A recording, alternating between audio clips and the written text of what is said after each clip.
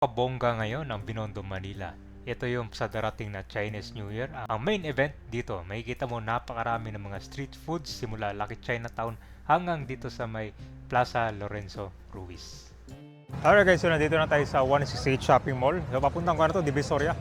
Pupunta doon sa may mga foods. Sa mga darating Chinese New Year at saka Valentine's. Swak na swak to. Ang pasyalan ngayon. So walang pangamba dito dahil meron namang police station ito. Talaga ganda. Kung gusto nyo naman pumunta guys dun sa may Binondo Church, dito na naman idadaan. Ayan o.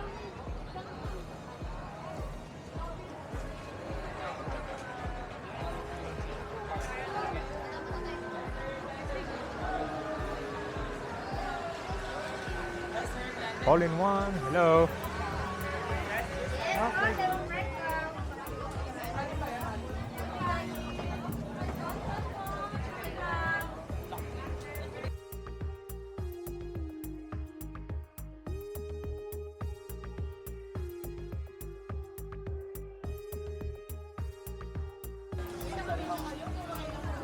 So, meron din inigaw guys. Ay, dalawa.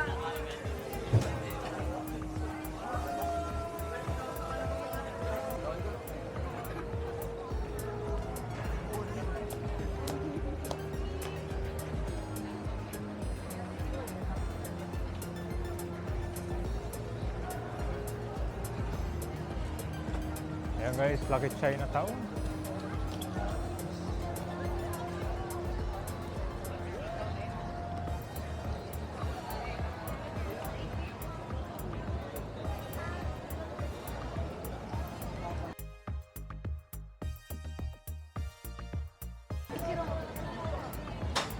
Ayan yung mga tinda oh.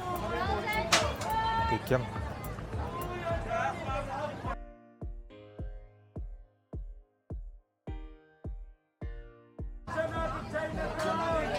Ito, bagnet oh. 120 ang dami! Mandagdag mo! Topo. Ang dami! Uy, paldo! Paldo, 120 lang ha! Only rice. Andi ulang, Ano dami! dami ulam. Ang dami! Sulit na guys oh. Hanggang ka na to, kinaumagaan. Uy, saan mo nabili yan? Ang sarap yan, 120 lang! Pasalubong ha, ang dami, paldo!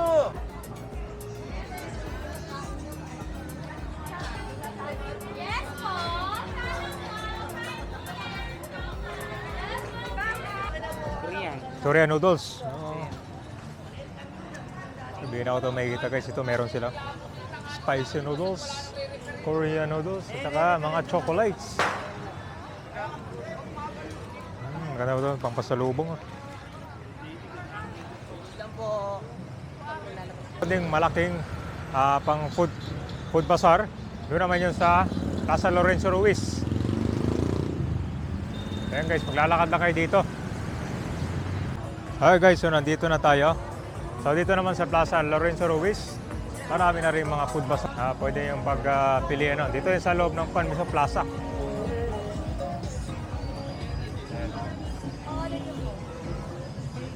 Ayan guys, so dito. Ito mas malaki din. At saka ito, malaki sa Binondo Church. Saka Ongpin, Manila.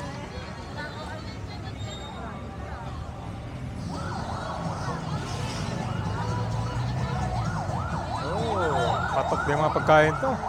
Mga street foods. Ito na lang niya. Anong bestseller nyo ito kaya? Sinong bulaklak po, pwede. Oh, chicharong bulaklak pala to. Hanggang ano oras kayo dito? Plus 12 po. Tapos ang naman po. Ilang may kayo dito lang? Kita lang na. Sabi yun? Alright, okay. Sige kuya. Yan. Pakainan, no?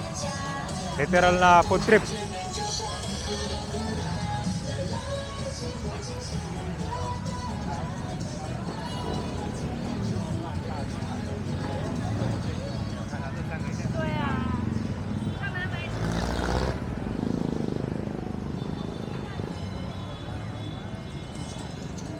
Oh, nandito na pala yung guys, yung kabayo.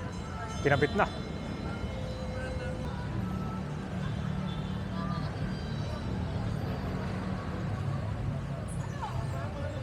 Ito yung Sagrada Buleria dito.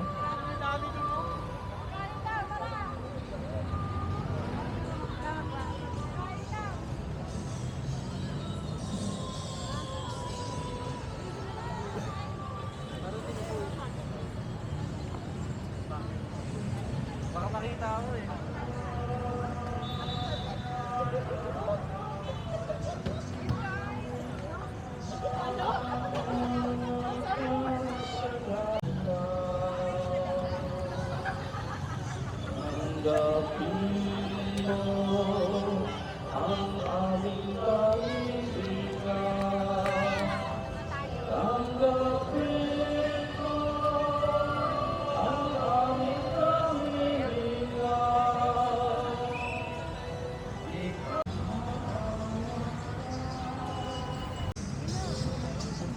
Bawang nga. Ito ka din.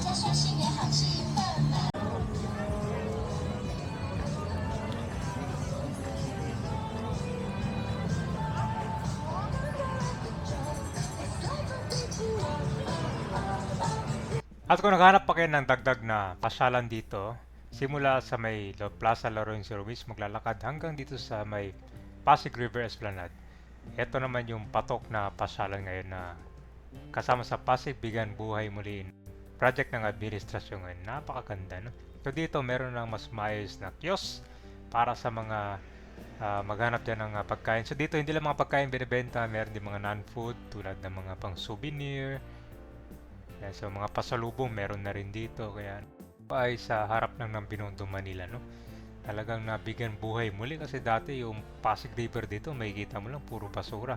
Pero tingnan mo naman ngayon, pasyalan. Para sa darating na main event nito sa Chinese New Year, talagang mas marami pa yun dito. Kaya yung mga gustong pumunta na mas maga dito, punta na kayo at magpa-picture dito sa area ng Lucky Chinatown. Ito yung pinaka main street dito sa may Lucky Chinatown at makikita mo itong malaking statue. Ibig sabihin na Year of the Horse ngayon tao. Which is now recognized the oldest Chinatown in the world na established pa noong 1594.